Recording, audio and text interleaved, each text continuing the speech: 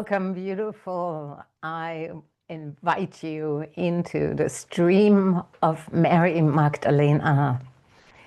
I'm sitting here in Paris, which is the city of love.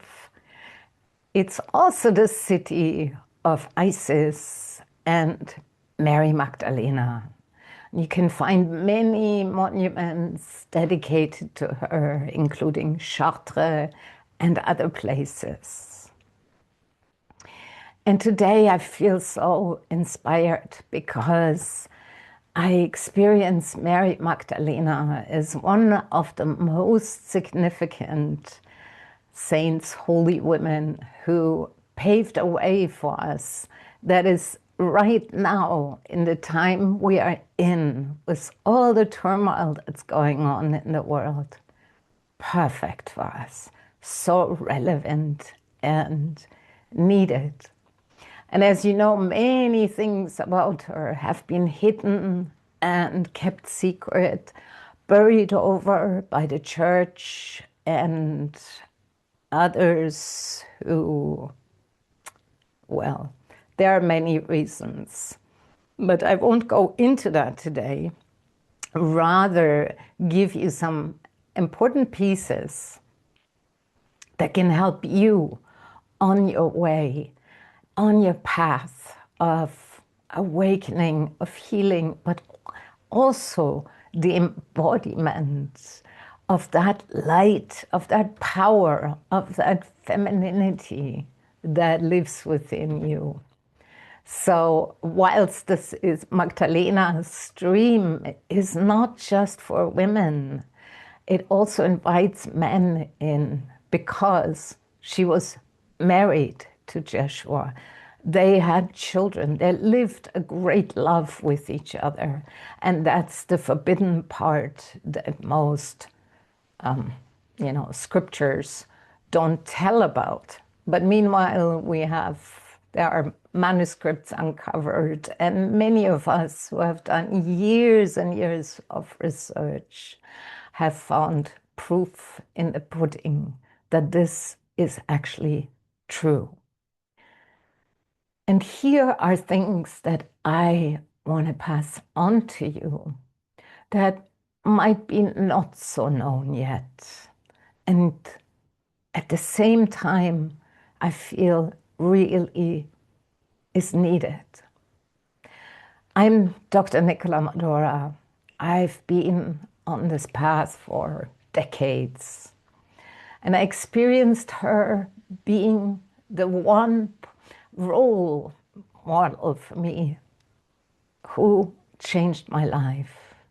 I experienced a tremendous transfiguration with her that literally turned my world upside down and inside out. It ignited me with a passion, a fire that I hope you can feel through this video that you're watching. And it was about 20 years ago in her cave, where nowadays I take women into, and they too have profound transformations, awakenings, healings that are literally is the power of love in action. And that leads me to say that Mary Magdalene, when we look at many of the holy ones in our world who graced this earth with their love, with their blessings, that most of them who are known, they spend time in deep contemplation. Mary Magdalene did that too. But what makes her stand out and different is that she was an activist as well. She brought the holy into the streets of the world. She did not shy away from being in this buzz and noise of the world that is a different shape and form, and yet you experience it today, 2000 26 years later. And her world where she lived in was in turmoil too, with the Romans, suppressing the Jewish people. Definitely patriarchy was in strong force, a force that suppressed any woman who dared to be a teacher as she was, who dared to be a revolutionary like her, who dared to heal people, who spoke up. And yet she did it anyway. She did it out of a deep connection and conviction. And that she shared with Joshua, who did the same. Now he died for love, but she lived on for love. She stayed for love. And that's significant here. Because living in the world, like she traveled to France and literally reformed the whole of southern France. She brought the message to the Cathars, who then, well, they became Cathars. They followed the teachings of her and him. Of course, that wasn't endorsed by the church, and certainly there was great upheaval, which led to tremendous killings and genocide of the Cathars. Again, that's another story. And the good news is those of us who hold the old wisdom are now reborn and bring it into the world. But let's go back to Mary Magdalene. So what she brought was a powerful way, a revolutionary way, that's what I call it, of union and of true love. And isn't that what we need so badly? Because she united the activism and the beingness, to unite deeply with the living truth, with the fountain of life, and then to take action in the world to turn lives. That's what she united. She also united something significant and powerful that often is disregarded in the spiritual scene. That often, where we learn, turn to the divine or turn to your true nature, whatever name you give it, and forget the stories and your humanity, basically cut off from that. That's the path of transcendence. But she brought the path of immanence, the embodiment. Now, how does that happen with the embodiment? And we find traces of her teachings in that it says, become fully human and fully divine. You want to bring your attention to the word and, human and divine, which then is united in the heart nous, the heart, the sacred heart, your inmost heart. Again, this is a big teaching, but if you really include your humanity, the crappiness, the sadness, the difficulties, the struggles, the suffering, and your divinity, that who is so beyond and in grace, is the love.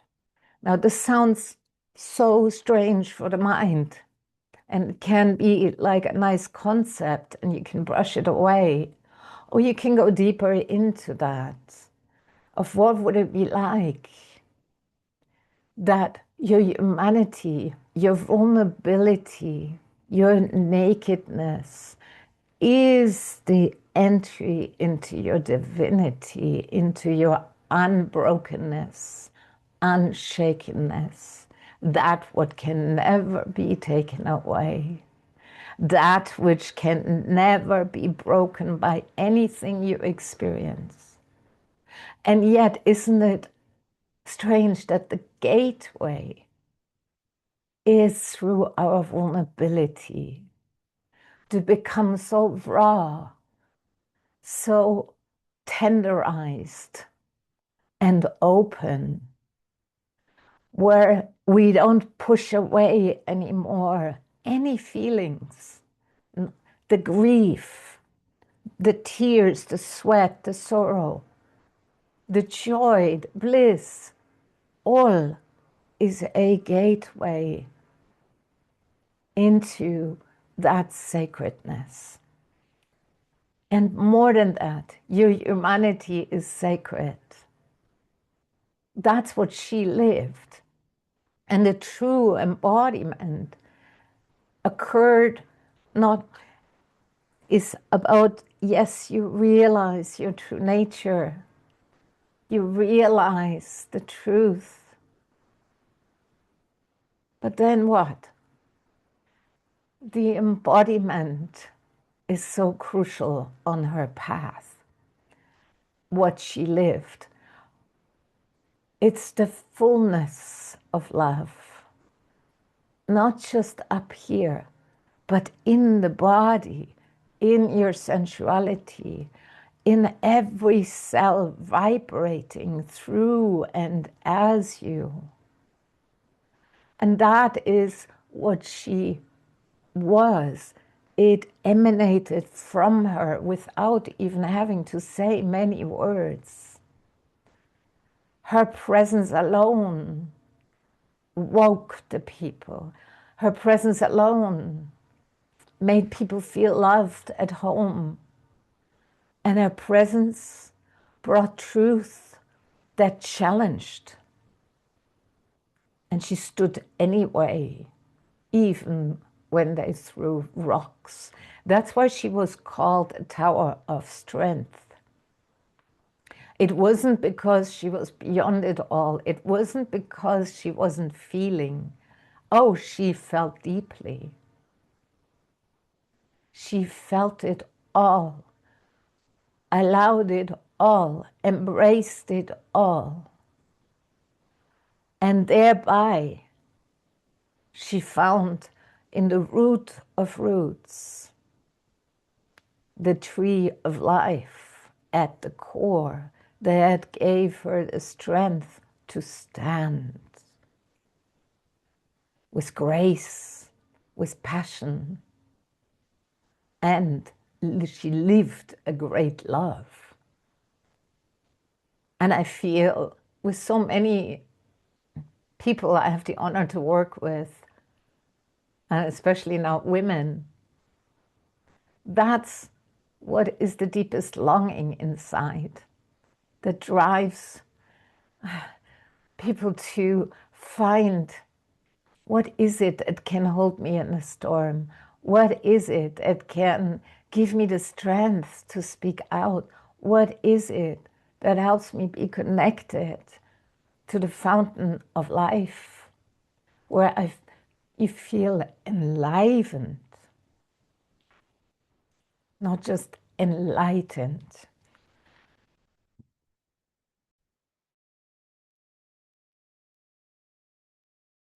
And I feel this is what we need. We need the full embodiment. And the full embodiment is also what I would say, your soul coming into this body. So in the most of the teachings and the spiritual path, it's a cut-off from the body. It's a cut-off from our emotions. But our senses, our body, that's the gateway. And it's the invitation for the soul to finally land. How many people have you met who are not fully there? It's often that the soul hasn't entered, because this world is dual. It has both shit and glory. It has beauty and it has absolute horror. Who wants to be fully here? But she dared. She walked through a heartbreak when Joshua parted. She walked through slander. You know, she was judged. She was not liked from many. And her life was threatened. Even those of us who have paved the way for her and this profound path of love, we all have gotten threats, were attacked.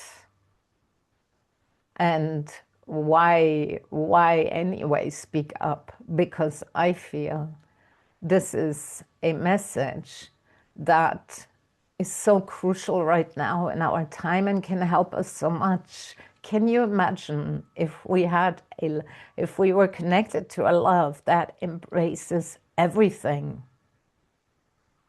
If we knew how to walk in this world so on pulse, connected, knowing what's true, what's right to do, what's wise to do, and what's not.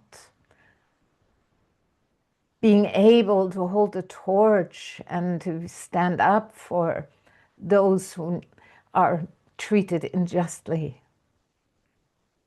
These are things that I find at this time are absolutely essential to cultivate. And with her having walked this way, this revolutionary way,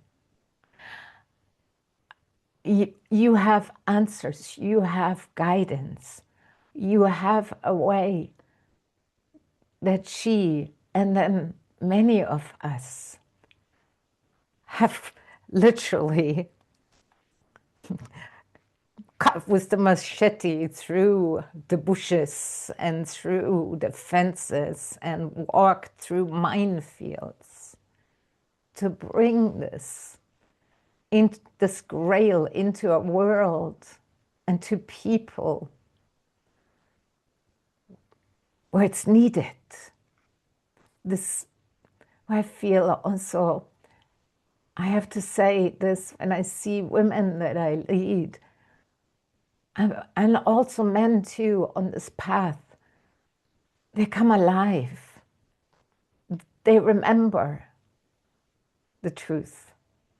They learn to anchor and then also walk the way in real life as real people, not as fake holy, not as something that is, just concepts, but rather who have the courage to walk away through all the turmoil and plant our staff for a new world, for the Garden of Eden, for heaven on earth that is now already here within us, with the invitation to live it for your own sake and for all of life, including the animals, including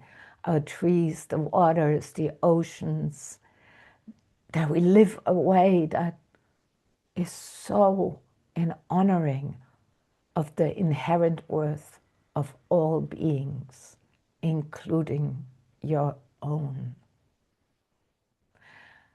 And so I invite you to explore more about Mary Magdalene if you feel drawn, or to join this revolution that we have going here. And come to my website, nicolamadora.com, and you can see We go more in depth. We go more into what's real and what's alive. We walk for ourselves and for all beings on this earth.